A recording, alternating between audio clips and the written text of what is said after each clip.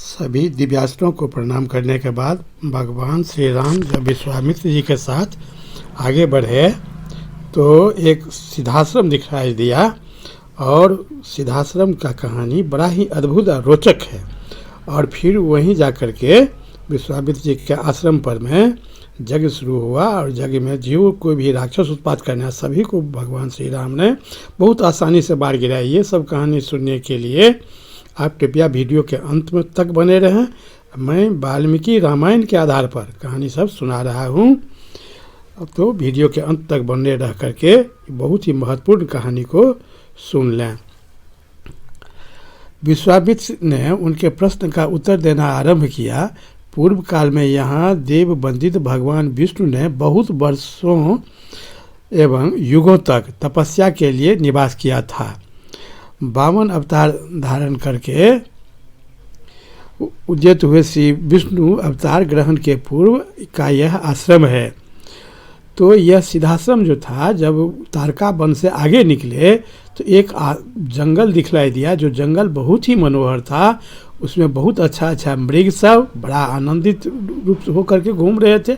पशु पक्षी जितना था वहाँ पर सब बहुत अच्छा अपना गाना गा रहा था, खूब खुशी मन से घूम रहा था। वह देख करके भगवान श्री राम ने विश्वामित्र से पूछे कि यह तो बड़ा ही सिद्ध स्थान लग रहा है, ये किनका आश्रम है? तो महर्षि विश्वामित्र ने बतलाया कि एक समय की बात है, कई युगों तक भगवान विष्णु यहाँ रह करके तपस्या किए थे, इसलिए यह सिद्धाश्रम के नाम से प्रसिद्ध है। बात यह थी कि जब वे तपस्या करते थे उसी समय विरोचन कुमार राजा बलि ने इंद्र और सभी देवताओं को पराजित करके उनका राज्य अपने अधिकार कर लिया था। वे तीनों लोकों में विख्यात हो गए थे। बलि यज्ञ में लगे हुए थे। इधर अग्नि आदि देवता स्वयं उस आश्रम में पधार कर भगवान विष्णु से बोले, बलि एक उत्तम यज्ञ का अनुष्ठान कर रहा है। इस समय जो भी याचक याचना के लिए उपस्थित होते हैं वे गो, भूमि और स्वर्ण आदि संपत्तियों से जिस वस्तु को भी लेना चाहता है उसको वे सारी वस्तुएं राजा बलि यथावत रूप से अर्पित कर देता है। मांगे हुए जो कुछ भी मांगता है वह उसी अनुसार दे देता है। इसी समय महर्षि कश्यप धर्मपत्नी आदिति के साथ उस आश्रम में पहुंच गए और कश्यप जी बोले, भगवान मैं आपके शरण में आया हूँ। भगवान श्री हरि ने अत्यंत प्रसन्न होकर उनसे कहा, तुम्हारा कल्याण हो, तुम अपनी इच्छा के अनुसार कोई वर मांगो। भगवान का यह वचन सुनकर कश्यप ने कहा कि संपूर्ण देवताओं की, अदिति की तथा मेरी भी आपसे एक ही बात के लिए बारंबार याचना है। आप अत्यंत प्रसन्न होकर मुझे वह एक ही वर प्रदान करें कि आप मेरे और अदिति के पुत्र हो जाएं। आप इंद्र के छोटे भाई हों और शोक से पीड़ित हुए इन देवताओं की सहायता करें। आपकी कृपा से यह स्थान सिद्धाश्रम के नाम से विख्यात होगा। महातेजस्वी भगवान विष्णु अदिति के गर्भ से प्रकट हुए। अब वामन रूप धारण करके विरोचन कुमार बलि के पास गए। भगवान विष्णु बलि के अधिकार से त्रिलोकी का राज्य ले लेना चाहते थे, अतः उन्होंने 3 पग भूमि के लिए याचना करके उनसे भूमि दान ग्रहण किया और तीनों लोगों को आक्रांत करके उन्हें पुनः देवराज इंद्र को लौटा दिया। श्री हरि ने अपनी शक्ति से बलि का निग्रह करके त्रिलोकी को पुनः इंद्र के अधीन कर दिया। उन्हीं भगवान ने पूर्व काल में यहाँ निवास किया था, इसलिए यह आश्रम सब प्रकार से श्रम, दुख, शोक का नाश करने वाला है। उन्हीं भगवान वामन के भक्ति होने के कारण मैं भी इस आश्रम को इस स्थान में ही अपना उपयोग में लाता हूँ। तो महर्षि विश्वामित्र ने बतलाया कि यह वामन भगवान का आश्रम था और बहुत प्रसिद्ध आश्रम है। अब तो भगवान नहीं है यहाँ, इसलिए यही आश्रम अब मेरा आश्रम है, मैं यहीं रहता हूँ।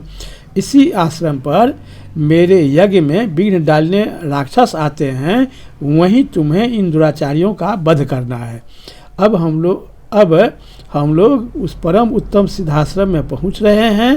तात यह आश्रम जैसे मेरा है वैसे भी तुम्हारा ही है, क्योंकि तुम ही इस आश्रम का वामन रूप में और विष्णु के रूप में स्थापना किया था, इसलिए जहाँ मेरा अधिकार है उतना तुम्हारा ही अधिकार है। महामुनि ने बड़े प्रेम से श्री राम और लक्ष्मण को उस आश्रम में अपने साथ ले गए। आश्रम में पहुंचते ही वहाँ रह रहे ऋषियों लोग ने बहुत ज़्यादा इन लोगों का सत्कार किया। राजकुमार श्री राम और लक्ष्मण हाथ जोड़कर मुनिवर विश्वामित्र से बोले, मुनिश्रेष्ठ आप आज ही यज्ञ की दीक्षा ग्रहण करें। यह सिद्धाश्रम वास्तव में यथा नाम तथा गुण सिद्ध हो और राक्षसों के वध के विषय में आपकी कही हुई बात सच्ची हो। उनके ऐसा कहने पर महातेजस्वी महर्षि विश्वामित्र जितेंद्रिय भाव से नियम पूर्वक यज्ञ की दीक्षा में प्रविष्ट हुए।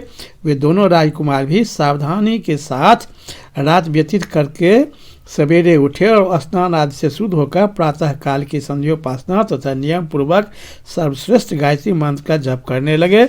जब पूरा होने पर उन्होंने अग्निहोत्र करके बैठे हुए विश्वामित्र के चरणों में प्रणाम करके कहे कि मुनिवर अब आप अपना अनुष्ठान शुरू कीजिए। हम दोनों यह सुनना चाहते हैं किस समय उन दोनों निशाचरों का आगमन होता है। ऐसा न हो कि असावधानी में ही वह समय हाथ से निकल जाए, अतः उसे बता दीजिए। राजकुमारों को ऐसा देखकर वे सब मुनि प्रसन्न होकर के कहने लगे कि मुनिवर विश्वामित्र जी यज्ञ की दीक्षा ले चुके हैं, अतः वह अब मौन रहेंगे। आप दोनों रघुवंशी वीर सावधान होकर आश्रम में 6 रातों तक और 6 दिन तक पहरा करते रहे। मुनियों का यह वचन सुनकर वे दोनों यशस्वी राजकुमार लगातार 6 दिन और 6 रात तक उस तपोवन की रक्षा करते रहे। इस बीच में उन्होंने नींद भी नहीं ली। जब छठा दिन आया